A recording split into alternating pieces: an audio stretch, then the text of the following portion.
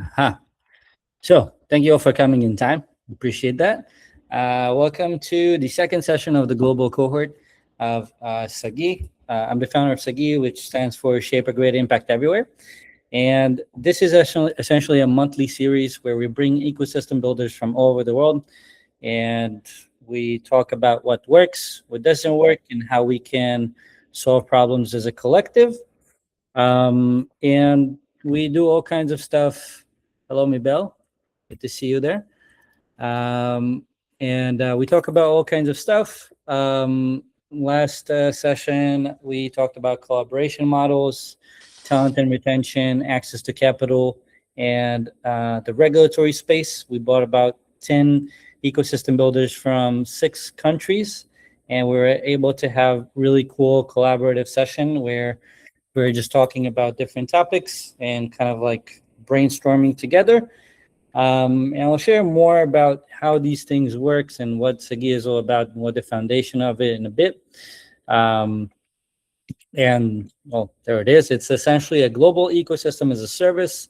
We have founders, investors, operators, ecosystem builders, academics, and partners, nonprofits, and all kinds of cool people in it. And the simple idea is that the world needs more collaboration, less competition. We already live in this very transactional planet, and everyone's really self-centered and focused about themselves. And we're kind of missing out on the best thing in life, which is the human connection. So we're trying to bring this back in a very cool way.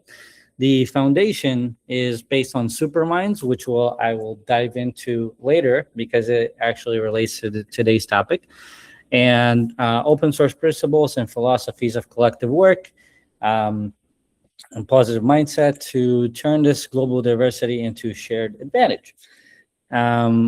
So the global cohort, as I mentioned, we're going to have all kinds of different topics, but we're going to share real challenges with real solutions. And we're going to talk about how ecosystems are formed, what enables these collaboration models, what are the blocks, whether it's access to capital in a specific region or talent leaving their home country and transitioning to another place because they get opportunities in a different location. So all kinds of cool topics. And the idea is to have this collaborative session so we can work as a collective and take these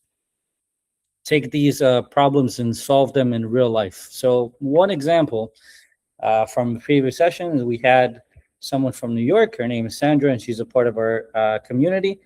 And she mentioned that the way that talent is being retained in New York is that after they graduate university, they get some tax benefits for themselves and their families. And in Miami, it's not really the case. So we brought it up to the local government, and they're already starting to implement some cool stuff about that. So what happens here actually matters, and it creates a ripple effect because we have just a lot of cool people in the community. So we're able to get shit done. So we're starting off with the first question, and this is an open discussion, okay? We'll talk about what's a supermind is, but it is an open discussion. I'm just moderating things here, and I'm leading it, but we're all gonna hear each other out, especially since we're a small group of people today, so it's gonna be a little bit more intimate. So the first question would be, what's the best collaboration you've ever seen? What made it work? And this could be something that you've experienced personally, whether it's a business, a community, an organization, concept even. So whoever wants to go first, because I have a really cool example, but if you want to go first, just raise your hand and introduce yourself. Let's get to it.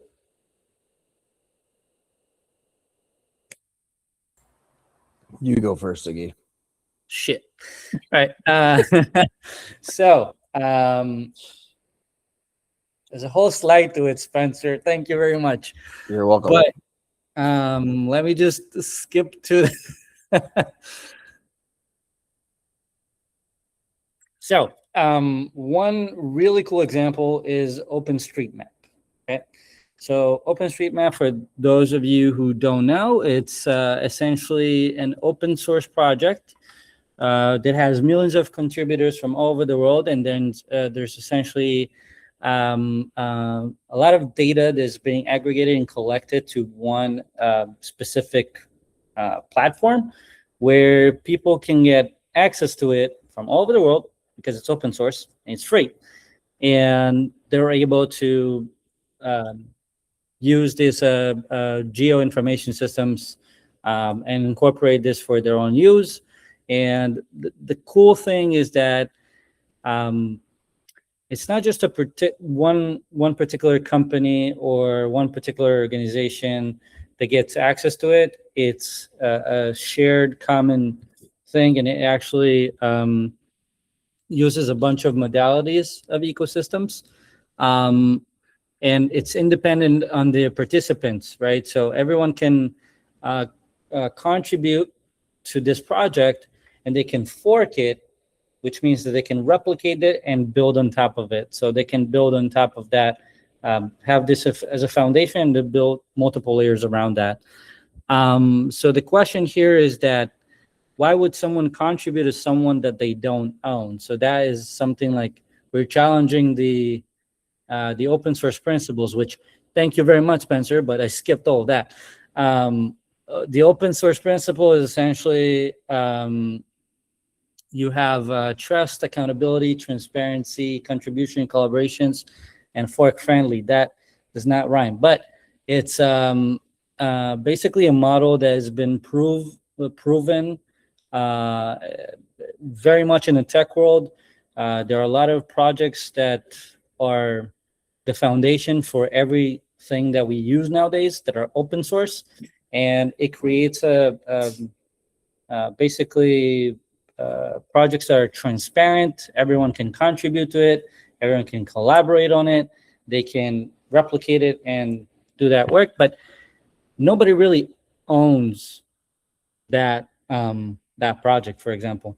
So I'm going to challenge you guys, and why would someone contribute to someone that they don't own? That could also be community. So a lot of you here are in our community. So why would you contribute to something that you don't own? Go ahead, Spencer. I'd like to phone a friend. No, I'm just kidding. Why would I contribute to something that I don't own? Because you don't need to own everything. What does ownership even mean, right? I mean, if for the sake of the discussion of development, like owning something would mean you did it all yourself. And even at that point, you can't do everything yourself. At a certain point, every individual needs another individual to help, regardless of what field you're in, regardless of what you're doing. So collaboration is what drives development, is what drives progress. Like without that, you don't have that. You can have someone that comes up with the initial idea, but you still need other people to contribute. And no matter what the facet is, whether if you have the greatest theory, you still need some people you still need at least one other human to implement it. Otherwise, it's just in your own sandbox. So at the very least, like collaboration enables ideas, less inhibits them. If I'm going to say what's the best collaborative project I've ever seen, I'm going to say Bitcoin. Blockchain is, I have to throw it in somewhere, SAGIE, but I was about to say, drop it. Yeah. The concept of anonymity, right?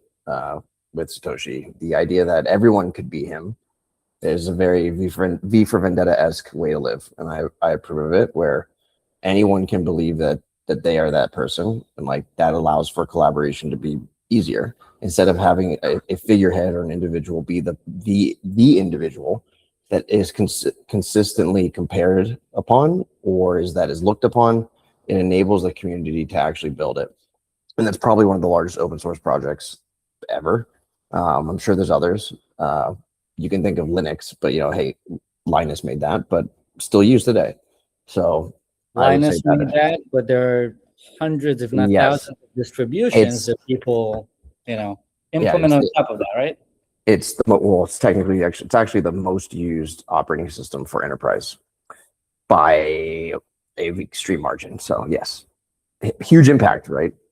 Yeah, awesome. Anyone else want to tap in, share their share the idea about this? Yeah, I can.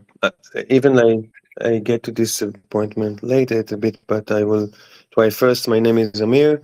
I'm here in Florida for 2 days, and after for the relocation, and we are a company. I'm presenting a company that managing data, and doing developments with AI, building data warehouses, with the data warehouses, data lake.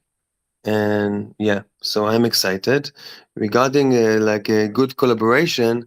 I believe like yeah, so if we talk about something recently, so the LLM companies, and we are doing that, we everybody, like experience that like every day, did some kind of collaboration with cloud solution, Google, Amazon, and Microsoft, that they can provide for businesses the LLM secure and private, that they are not sharing the information out there. So this is a very smart movement, and they create more value and more money for everyone. So this is from my perspective, and that's what I do like every day. Could you Anyway, it would be my could you pleasure go to be here. could you go into that into more depth, SAGIE? I'm gonna hijack for a second. That is directly relevant to what I do. So maybe we just take it offline after. Yeah, Would we'll love to take it would love to offline. discuss would love to discuss that. Amir just dropped here 48 hours ago. He's already going to be a part of the community. He had his birthday yesterday, so happy birthday, man! Thank you, guys. Feliz Thank you, cumpleaños. everyone. Yeah, he's a Happy very cool, birthday! Thank you very very cool much. guy and knowledgeable, and we're gonna help him to tap into the community here in Miami. Thank you Um, very much.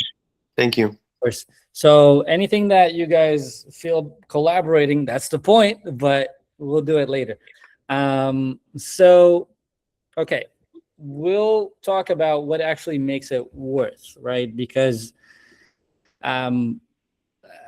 well, obviously there's some sort of incentive, but what is that incentive? So when you're creating something collaboratively, rather it's whether we're talking about like an ecosystem or a community, and I'll focus on that because this is where I have most expertise as someone who's been building communities for over 20 years now. So and for me, this is actually in the order from top left to bottom right. And the first thing is relationships. So we're able to form real connections, real relationships with people. That essentially, this is the corridor for pretty much everything else, because I believe that when you're building a good relationship with someone, you can create better business opportunities and more opportunities in your personal life as well. One thing is knowledge. You're getting access to people who are smarter than you, so you're able to be in that room and learn from them. You get opportunities, whether it's a job opportunity or it's a connection to someone else that could open a door for you. The access that you're getting is what I'm talking about, opening a door. All of a sudden, you can be a part of something that is greater than yourself, and it gives you access to certain benefits or to certain people that can turn into potential clients, that can turn into potential mentors. So this is what access gets you. And at least with SAGIE, access is based on alignment. And then talent, obviously, if you're looking like Amir, we spoke about it a couple hours ago, you're looking to hire potential talent, and a community is a great, or an ecosystem is a great way to find talent. And capital, obviously, a lot of founders out there, we're in the startup boom area. I call it the startup baby boom. And everyone is like becoming an entrepreneur nowadays, and everyone is looking for capital. So having this access can provide that capital to you. When you're building a good relationship, when you have enough knowledge, and when you have the right talent, so that's actually everything works together. Reputation is also there are different kind of communities out there, and I'll just name drop two: Y Combinator and Chief. So Y Combinator is very well known. as an ecosystem and a flywheel company, and it has one of the best accelerators out there. So if you're going through that accelerator, you're already getting that recognition, you're getting a repetition. Same for Chief, which is for women only, who are C-level executives. Once you're a part of that community, you already have that level of reputation. And the last thing is actually distribution. So when, let's say you're working on a project and you want to distribute this to as many clients as possible, or let's say it's a consumer products, right? So you want access to a certain market. It's through a community or through an ecosystem, you have the connections to the people that can make it happen. So this is, why it's worth it, right? To have a collaboration model to begin with. And then also, we can't really do it alone, right? So we already talked about all of that. But a person who works as an individual can't really do it by themselves, right? Is there anything that you guys would like to share of one particular thing that you thought you'll be able to do it by yourself, but you weren't able to, unless someone came into your life and opened the door? With a raise of hands.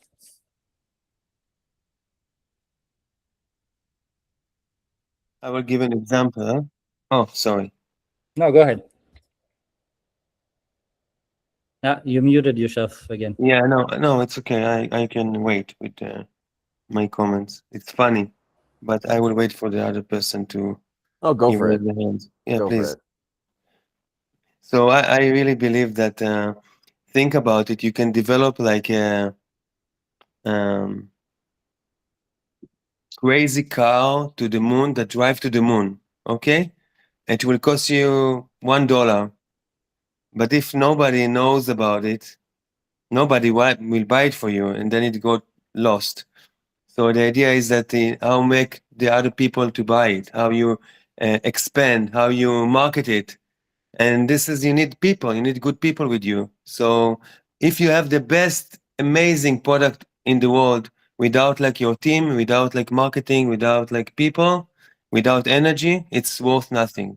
So this is like my saying about like any product that you have. Yeah. I would just be reading Sivan's comment. Thank you so much. I'm here because I'd rather learn from real experience, mine or someone else's, than another course, and she's taken plenty. This cohort is the kind of place that allows networking, comparing notes, figuring out what works in the industry. That won't sit still. Glad to be in the room listening for now. Cool. I'd love to hear your voice. She has a really nice voice. But anyways, Amir, thank you for sharing that. And yeah, that's one of the biggest things that for me as an entrepreneur, I founded 4 startups back in Israel, and I was working in this entrepreneurial hub with a bunch of entrepreneurs around me. And, at first I was holding these ideas to myself.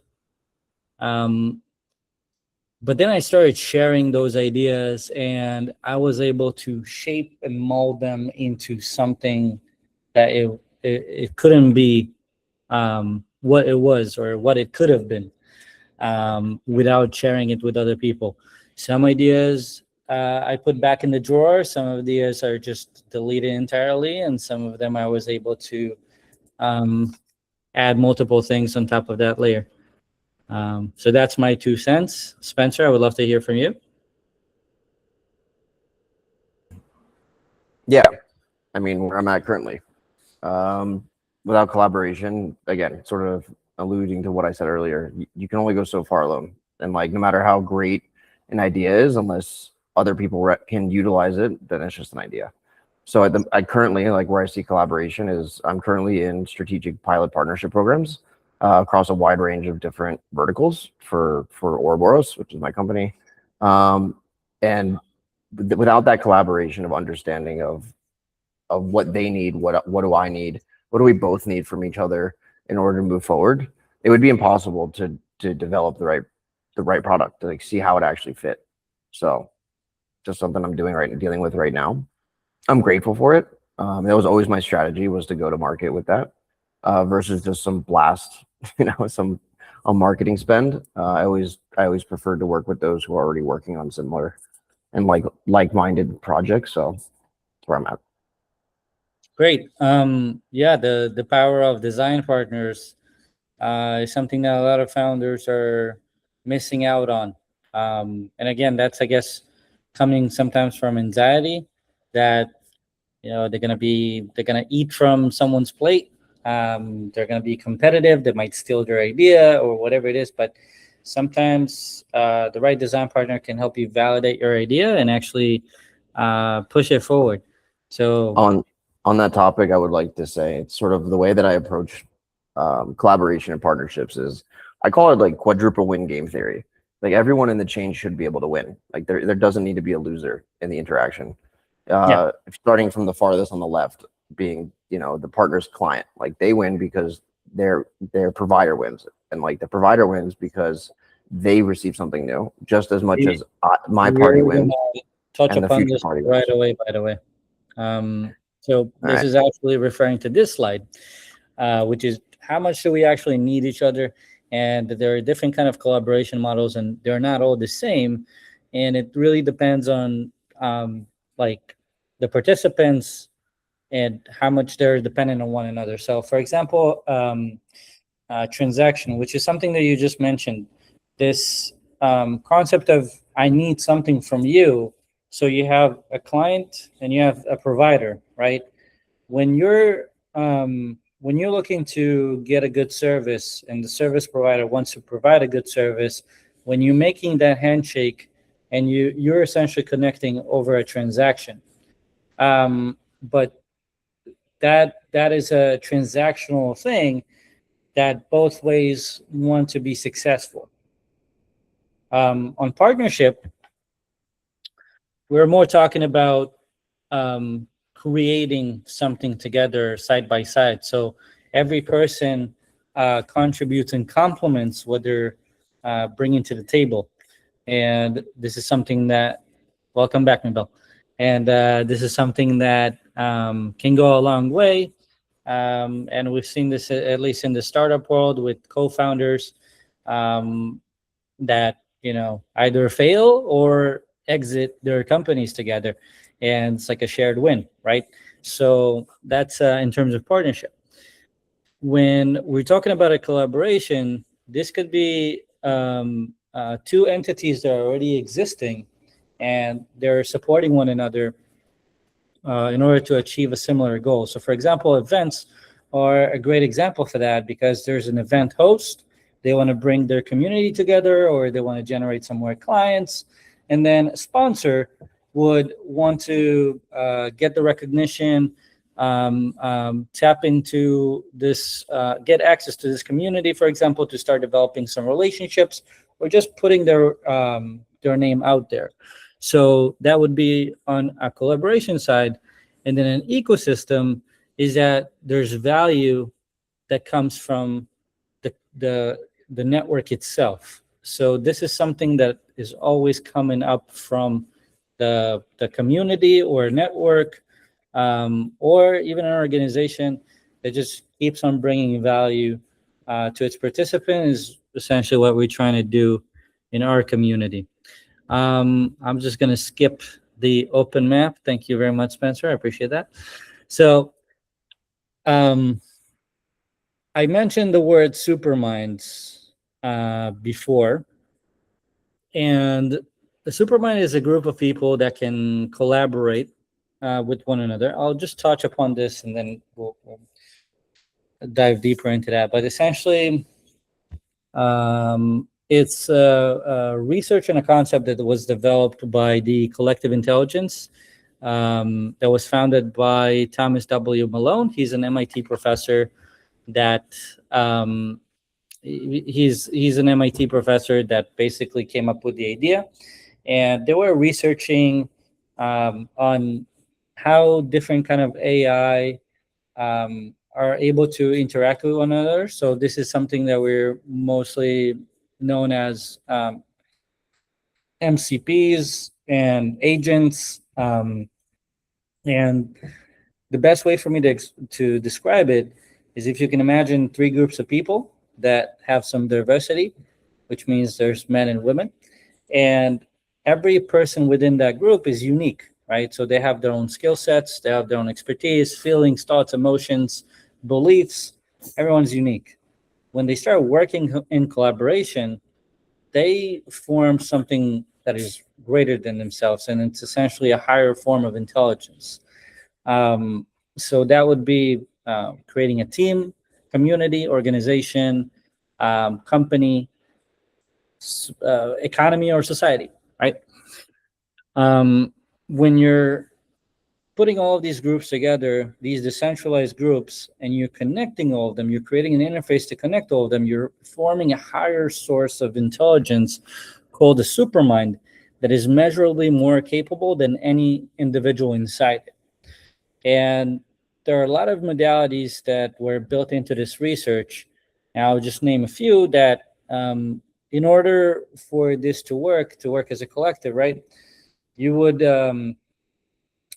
need to have collective work together. So essentially, if we're having this meeting, I'm not just going to be the only one who's running it. Even though I'm leading the conversation, there's no dominance. So other people would be able to participate. And then there needs to be some sort of diversity. So men and women, the research showed that with no women, the whole experiment failed entirely. So there's all kinds of nuances when it comes down to a supermind, but ideally what we're trying to do is to bring back the human intelligence here. This is one of the foundations that SAGIE is laid on. So I'd like for you to think of a group that you've been a part of, and did that group actually become smarter because of the people that were together, or just because they were simply working alongside one another? Did anyone have this kind of experience that they'd like to share about? Go ahead, Spencer. Yeah. I've experienced both sides of this coin pretty frequently.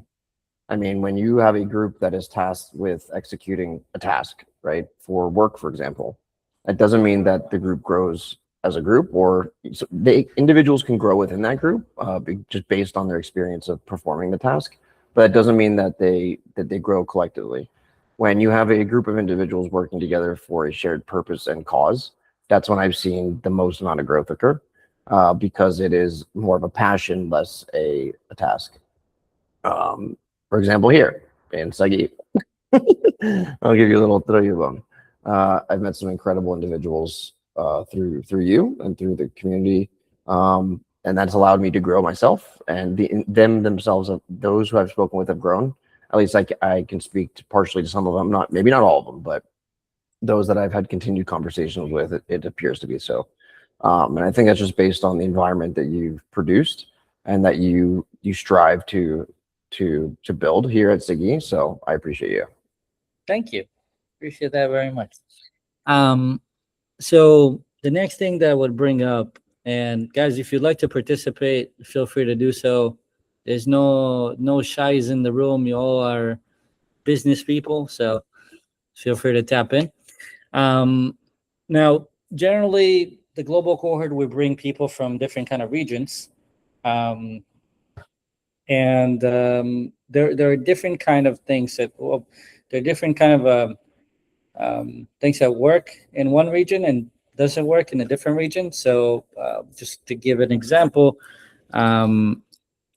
there are some ecosystems that are very capital rich, which means there's a lot of capital there, but the talent is very scarce, which means that there's not enough talent. This is relatively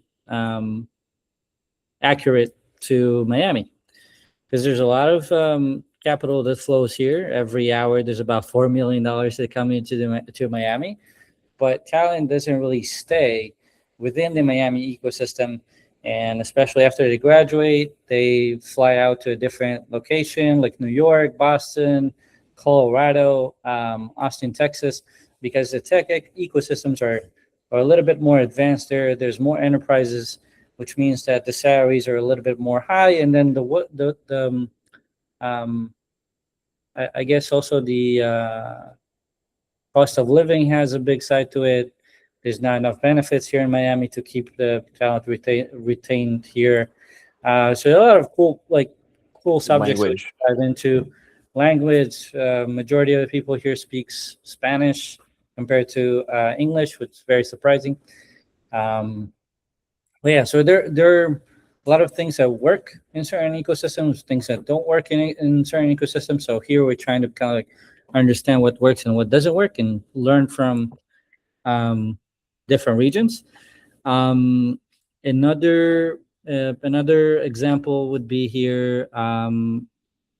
So low trust ecosystem. So there are some um, there are some regions or some cities that don't really don't really see that they're very competitive. So they don't really see a way to collaborate efficiently. A lot of scammers, a lot of fake people. There's all kind a lot of like people who don't want to eat from someone else's plate. uh, as an ecosystem builder and community builder, I've felt this personally several times. But if anyone has an experience they'd like to share, then feel free to tap in. Also share in the comments if you're not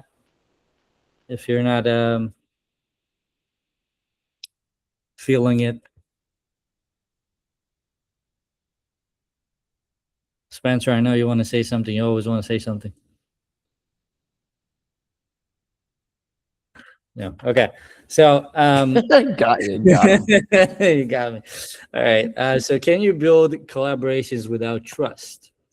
Right. So trust is basically an infrastructure for every collaboration. You wouldn't pay a service provider without trusting them. You wouldn't join a community without trusting that people who are in it or someone who's leading it. You wouldn't join a company after you've done a little bit of research on it, or you kind of like sense it out by being in an interview. So you would have this gut feeling that you can trust this place that you're tapping into. But it doesn't really appear automatically. So what creates trust between people who don't know each other? I mean, this could be relevant even to just regular relationships. So everyone can tap into this question. I would love to hear your experience. I say something? So Yep. What's the point? yeah. So from my experience, um, trust it's almost everything. Money is not an issue in some cases. So I figure out that people get trust when somebody do referral to them, that they trust him and they say, you can trust this guy or this company. This is one thing. So referral, that somebody introduce you to somebody else and then you get his approval. This is first direction. And second direction is like you need to be always there, meaning like people need to see you again and again and again and again, and eventually they will trust you because you're there. Those are my two, insights that I experienced by myself.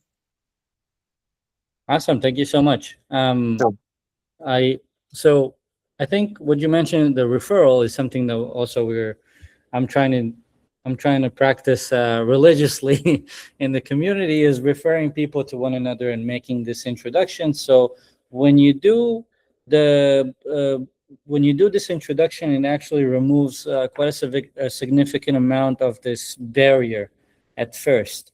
And then you start building that relationship, and you gotta getting a better sense of that person, and you're a lot more you're a lot more likely to finish the call in a handshake and start doing business together. To put that in perspective. And Sivan says that, yep, she agrees that introductions build trust faster with time as you learn about this new person. So I guess we agree on that. Can you just repeat quickly what was the second point? Yeah, so people need to see you. Like Correct. for So example, I tap into some kind of organization. yeah, So you so can spend like that's $100,000 without like, and they see me the first time. It's not enough, and the pricing is not relevant even. Like they need to see you again and again, and they build the trust, especially in the US market. so in one word, I would say consistency. Um, Yes, so exactly. to see a brand multiple times, again and again, or to see someone who is actively putting themselves out there, that creates trust. I'm not going to use SAGIE as an example because it's fairly understandable, but um, lovable. Okay, when they launch a project, every person. So they created a Slack channel that every time someone is posting on LinkedIn, everyone would tap into that post and they would start engaging with it. They would like, comment, share, save it. That way, that post would create traction, and that post would get recognized by more and more people. So when they actually got to a point where a lot of these lovable employees became top voices on LinkedIn. So that shows consistency. And they were putting themselves out there several times and they were just giving value to people, but just sharing their experience working there or sharing new kind of developments that happen in that community. Just like advertising, repetition creates familiarity. So I definitely agree with that. Now, what should never be shared, and this is something that could be challenged here, right? So competitive advantage, proprietary technology and intellectual property, customer relationships, strategic information, talent, pricing, and data. So all of this can, I mean, this could be very transparent to the outside world, and this could be something that is very isolated and that only belongs to people within the business, right?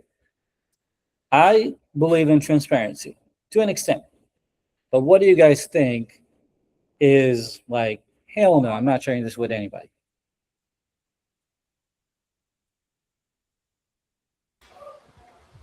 Is this pre-NDA or post-NDA? Aha. So an NDA is that little bridge between you sharing some of that data or not sharing at all.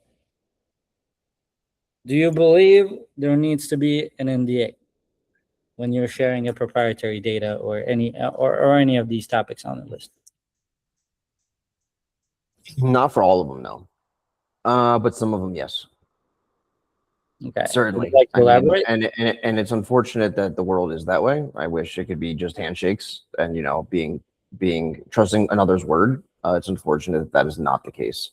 I think it's escalated further given the rise of LLMs and the ability to replicate easily, unless something is published and documented. And even then, someone could take an idea that they stole, execute it faster with capital infusion, and it doesn't matter what happened to the other person.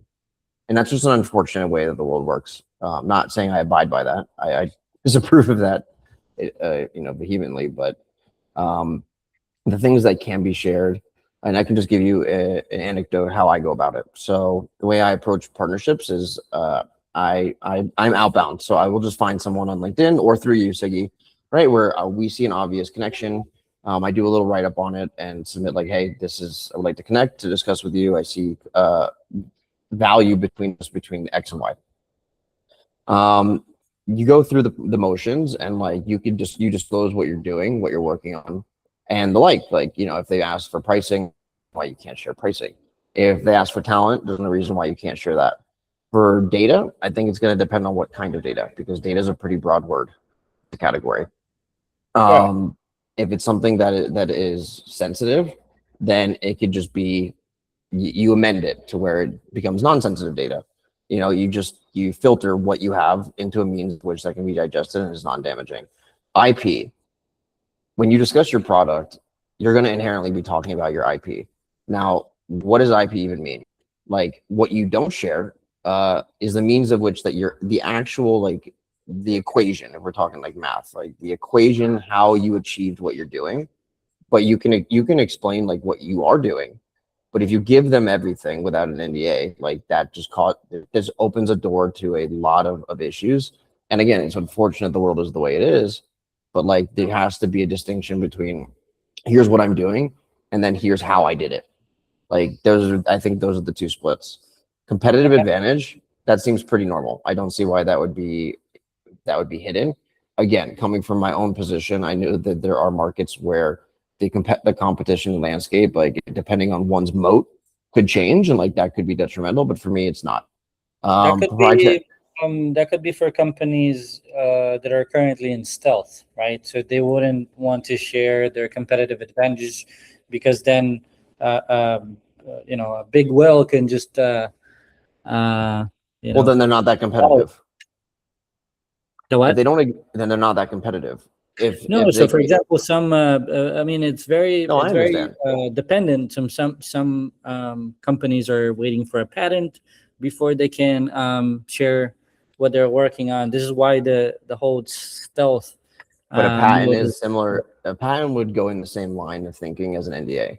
It's protection. It's protection for an individual, right? Or their work.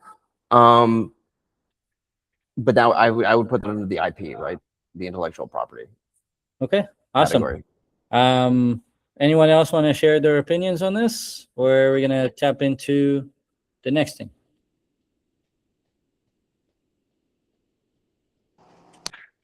I have a quick note on that. I think NDA is something, is like a rabbit hole. If you can easily start going down an NDA hole and thinking that I need to sign NDA with almost everybody that I talk to every time, and that could really very easily hold you back, both because you're spending a lot of time on it, but also a lot of people might either change the way that they talk to you when you force them to sign an NDA, or they might not want to talk to you so much if you're forcing them to an NDA. So it really depends, because a lot of people see NDAs slightly different. It's also a matter of perception. How do you see if someone comes to you and tells you, I'll only talk to you if you sign my NDA? How do you see it, and how does someone else see it? Not everybody sees it the same. So you also have to be cautious of the perception of kind of demanding an NDA every time you want to speak to somebody. So those are just things to think about. I agree. I agree wholeheartedly. Definitely agree on this. And by the way, if you guys want to extend this conversation, we have about 7 minutes for us to conclude. Well, a little bit more than that, because we start a little bit later. But then we're going to conclude the recording, and we can just stick around and have a cool chat. But I definitely agree with this on two aspects. One is how it changes the relationship, and how the behavioral changes happen when legal constraint comes into play. So we can definitely talk about it. It's a very interesting conversation. So can AI become the collaboration layer? TLDR, the answer is yes. And I am going to share at least my process of working when I'm building a community, or when I'm building an ecosystem, or in actual normal business as well. So there are a couple of steps that helped me quite a bit, and this could be implemented in your own ecosystems as well, and your day-to-day work. So the first step would be meeting. So it's either I'm meeting a person in person or online or over a call. I would take notes, or I would use some tool to capture these notes. So Granola, for example, or Fireflies, or even Notion meetings can capture the audio, transcribe this into your note system or locally. And this is essentially the first step when you're having the meeting and you're capturing that information. That can help you quite a bit, especially if you're trying to scale out your business or community or an ecosystem. And then you would have the shared memory. So where am I storing all of that? So where am I storing all of that, and where am I collaborating on this memory? So are you when we're mentioning collaboration, are we talking about collaborating with AI models or collaborating with other human beings? So both. When you're storing information, for example, with Notebook LM, you're essentially isolating that RAG model with only the sources that you provided. So that can become shared resources with the people that you collaborate, the people that you give access to it. With Notion, you can create, which is, by the way, let me know if you guys need an introduction to these tools. If not, we'll just continue. But Notion is a project management tool that you would have. You can have databases and tables and CRMs and just SOPs or playbooks all centralized in one place. And these are actually connected with the LLMs above that, which has the ChatGPT, Claude, Gemini, etc. So these LLMs can be directly connected to your Notion, and using an MCP protocol, you're able to make all the changes using that AI to your collaborative system on Notion. Obsidian is another tool that can create essentially a second brain for any business or person, and it's really good to use it in an agentic way, because every note that you're taking there is going to be a markdown file, and the way agents consume things is reading through markdown files. And Google Docs is more on an enterprise level. So if you have a company that is collaborating on an enterprise level, you can use that. About the thinking process, you could also use Perplexity or Grok, for example, to do collaborative research when you have multiple people that are making inputs towards that data. And then obviously I'm not going to show you how everything works right now, but I'm just giving you a few examples to kind of like pick your brains about that. And then actually building together and taking action is really dependent on your business model or what you're trying to build, right? So whether you're turning all these data into some sort of milestones and then breaking it down to requirements and measurable steps, and you're keeping track in Linear, Asana, Miro, Monday, Notion, whatever it is, and you're actually executing this, or you're just taking, let's say you're a solo founder and you're taking all of these resources and you're deploying this into your Cloud Code and just executing and creating more and more PRs. And I know that this section was a little bit more technical, and I'll be open to answer questions about that. But to me, in particular, when I use these, me as a solo founder, I'm using these tools as basically collaboration tools between myself and different AI components. And that removes coordination taxes between myself and these systems. And that could be handled in companies as well. If anyone has a question or anything like that, just drop it in the chat. I want to move on to the next thing.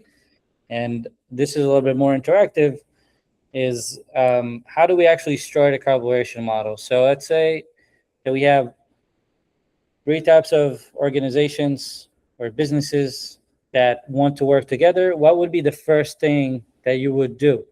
So not in theory, but something that you can actually execute. So I break it down to 5 steps of answering the who, the why, the what, the how, and what we're going to be able to accomplish in the next 30 days. If anyone wants to challenge me with an example, I would try my best to demonstrate.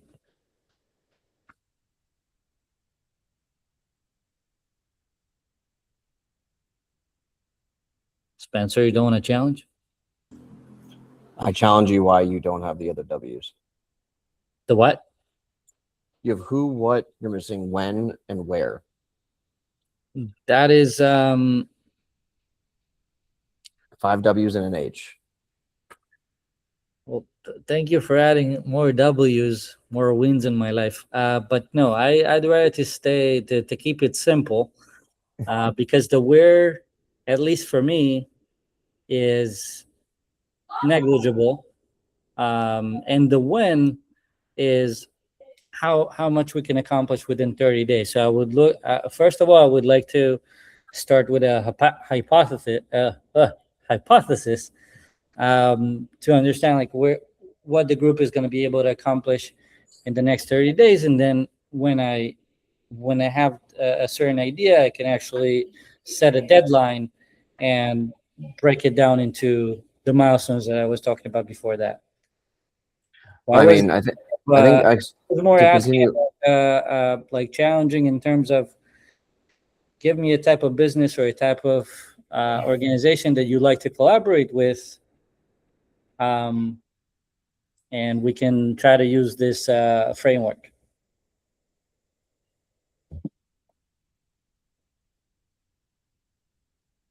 So for me, I have now a challenge, as you know. I'm going to a new market, and so in Israel, like we are the biggest company for data. So now, where do I put my energy? Okay, so where are you putting your energy in terms of what? What are you trying to In achieve? terms of like, yeah, so I want to give service to people, and I know that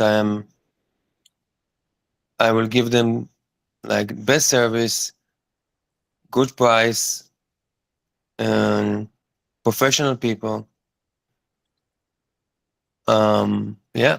So Okay, so let's say that the what is actually what you're trying to achieve is to find the target audience for your correct. business, right? Yeah, it's starting from the what is the ideal customer profile actually. Okay, so finding the ICP, right, or Yes. your go-to Yeah. market in a new Yeah. market. Correct. Yeah. Okay, so that would be the what you're looking for, and the why is what you mentioned is to, first of all, it's to scale the company, right? Yeah. Scale the company, generate more revenue, Yeah. Yeah. and then the how you're going to do it is to well, I would like to ask you what did you have in mind? Because you came here to Miami, and you're looking to meeting some new people and expanding your company and everything. What did you have in mind? What was your plan to do it?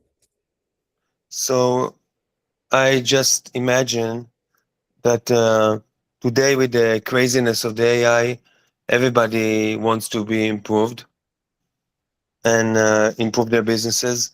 So for me to find like in our community professionals that they can trust, that dealing with the core of every good AI is the data. So yeah, so it's more or less like small business to medium businesses, I believe, at the beginning. Okay. Because for me, it doesn't matter what kind of data you have. Like I know how to handle it. That's what we do. I see. Okay. So if I'll break it down simply, right? And don't get me wrong, this is a hypothesis. So we're going to challenge this. But the what is what you're trying to accomplish here is to find the ICP and the go-to-market strategy in a new market coming from New York and Israel. And you have all this credibility and, from the biggest DBA companies in Israel. But you're trying to educate the new market for that. A lot of people don't really know this Israeli company exists, right? Correct. Why for that is because you're trying to scale the company and generate more revenue. So you're trying to get more attention. You're trying to get more recognition here in the new market. The who is you're looking to find professionals that you can trust, or if I misunderstood, professionals that would trust you that are dealing with AI, so you can implement their data lakes and data infrastructure, etc. Correct? Yeah, exactly. Awesome. And then the how is something that you didn't answer. I'll try to answer. So the how is to find the number one, the right communities to be a part of. So Because that's why that's why I'm here. Yeah. Yep. Yeah, So to meet like good people. That's how I like. That's what I say. Like good people that want to, like to share and to help, and like it's the vice versa. Like I really believe that I'm also a big giver, so it will be mutual amazing. always. So what you just mentioned is a perfect fit for what we do in SAGIE, because it's what you give is what you receive is one of our biggest philosophies here. Is first people, well, ideally, right? They try to think of what they can give first, and then they can ask for something in return, right? Yeah. But for me, that would be to first of all, especially as a community builder and someone who's been talking about with community professionals from all over the world. Through another nonprofit that I belong to called Led by Community.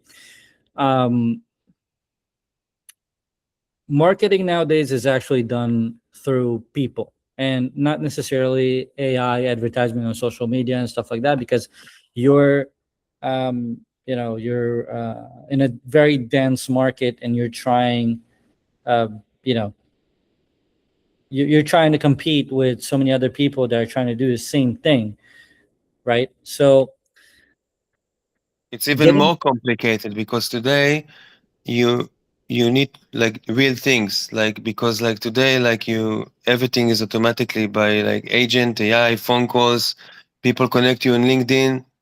It's become like you don't trust anything anymore. It's just like like fake most of the time, or like another guy that want to like say that he is the best.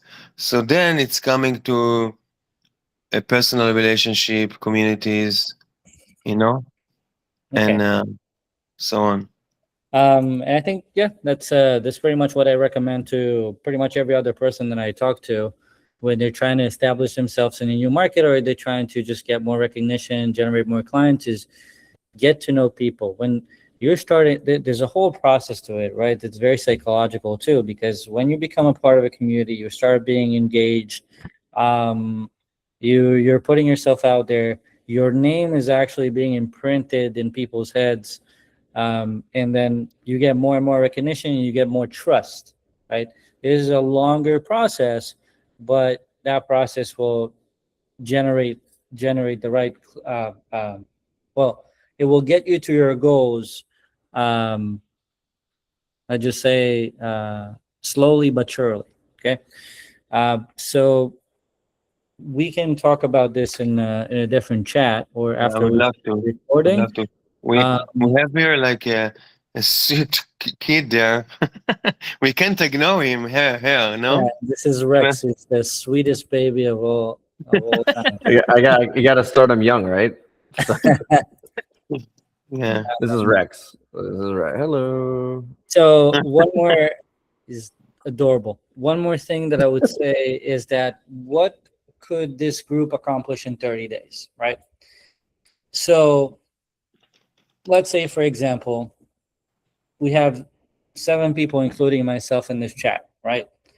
If everyone taps in and they're trying to understand exactly what is Amir working on, how we can work as a collective to solve that problem. It's not even a problem. It's really about how you think about things, but how we can contribute through one another. Maybe it's to open a door to someone in our networks. Maybe it's to potentially try that service ourselves and then give a testimonial. Whether it's to give you a platform through SAGIE and as a webinar or something like that. There are all kinds of ways. So when you're creating a collaboration model, you also want to put some sort of deadline, but also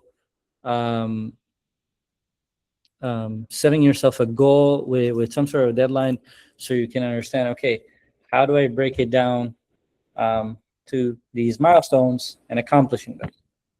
Okay, I'm just going to drop it here, answering that. And then for questions and answers, we're going to leave this off recording. What's next? So because this month I was dealing with a lot of stuff, I had to push the original date twice.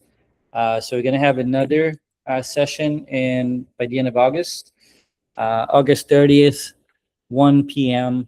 And this is going to be a recurring cadence. So every Sunday of the first week of the month, we're going to have another session of the Global Cohort.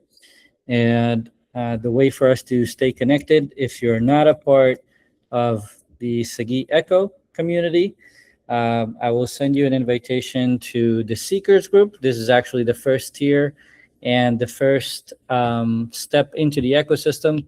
This is where you introduce yourself briefly, and then we set up a one-on-one call because this is a curated community to maintain the quality and the caliber of the participants. I hope you all enjoyed it, and looking forward to keep the conversation going after we stop the recording. And yeah, thank you all for coming. Thank you very much, everyone. Thank you. Muchas gracias, señor. I will speak with you, Spencer. Thank you for Yeah. this nice welcome. Thank you very much. Definitely. Nice to meet everyone. Thank you very much, everyone. Thank you. It's a nice voice.